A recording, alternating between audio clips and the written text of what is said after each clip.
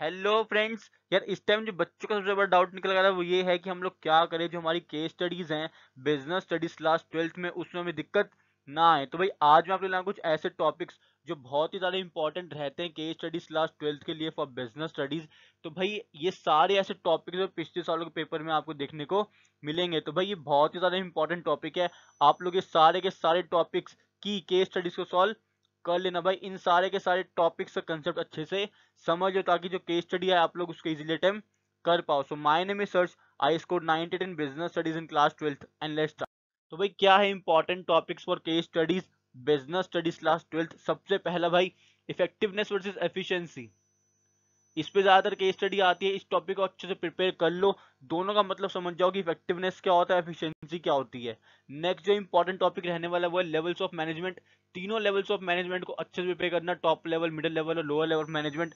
तीनों के फंक्शंस को भी अच्छे से प्रिपेयर कर लेना, क्योंकि केस स्टडी में आपसे पूछते हैं कि कौन सा लेवल ऑफ मैनेजमेंट है, साथ में उसके फंक्शंस भी पूछ लेते हैं। तो भाई दोनों के तीनों आपको फंक्शंस भी और सारे के सारे कंसेप्ट इन तीनों को याद करने भाई। तीनों के तीनों टॉप लेवल, मिडिल और लोअर, तीनों को अच्छे से प्रिपेयर कर लेना। थर्ड इंपॉर्टेंट टॉपिक आता है फ्योल्स प्रिंसिपल्स ऑफ मैनेजमेंट।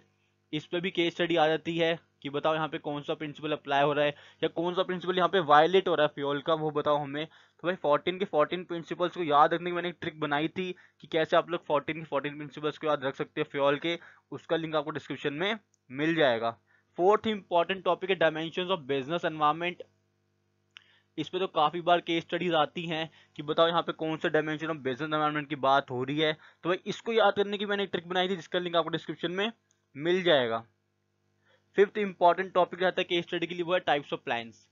भाई सारे के सारे टाइप्स ऑफ प्लान्स बहुत ज्यादा इंपॉर्टेंट रहते हैं। केस स्टडी के क्वेश्चन इससे जनरली एग्जामिनर सेट करता है, तो आपको टाइप्स ऑफ प्लान्स को अच्छे से प्रिपेयर करना है। ऑर्गेनाइजेशनल स्ट्रक्चर भाई, फंक्शनल स्ट्रक्चर, डिविजनल स्ट्रक्चर, दोनों को अच्छे से प्रिपेयर कर लेना क्योंकि इस पे भी केस स्टडी आती है एग्जाम में। सेवंथ मोस्ट इंपॉर्टेंट टॉपिक है सोर्स ऑफ रिक्रूटमेंट। भाई दो सोर्स होते हैं, इंटरनल सोर्स ऑफ रिक्रूटमेंट और एक्सटर्नल। दोनों पे केस स्टडी के आने के चांसेस ज्यादातर रहते हैं, तो दोनों को आपको अच्छे से प्रिपेयर करना है। एथ मोस्ट इंपॉर्टेंट टॉपिक, सबसे ज्यादा इंपॉर्टेंट टॉपिक जिसपे केस स्टडीज जनरली आ जाती है, किसी ना किसी सेट में आपको देखने को मिल जाती है हर साल के पेपर में, वह डेलीगेशन एंड डिसेंट्रलाइजेशन। इसको तो अच्छे से प्रिपेयर कर लेना।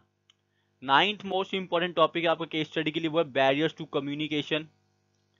इस सारे के सारे बैरियर्स को अच्छे से प्रिपेयर कर लेना। टेंथ मोस्ट इंपॉर्टेंट टॉपिक रहने वाला आपकी केस स्टडी के लिए वो है फाइनेंशियल प्लानिंग।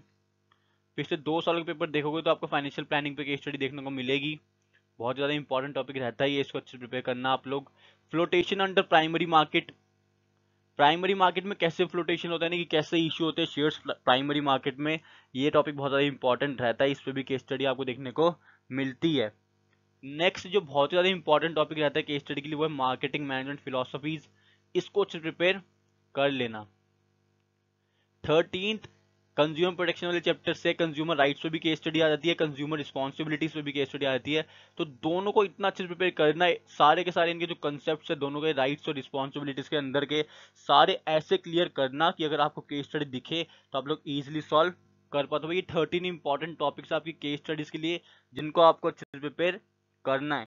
अगर फिर भी कोई दिक्कत आती है तो मुझे कमेंट बॉक्स में बताओ ताकि मैं आप लोग के लिए वीडियो बना सकूं। तब तक के लिए भाई all the very best. Channel subscribe करना मत भूलिएगा। Thank you.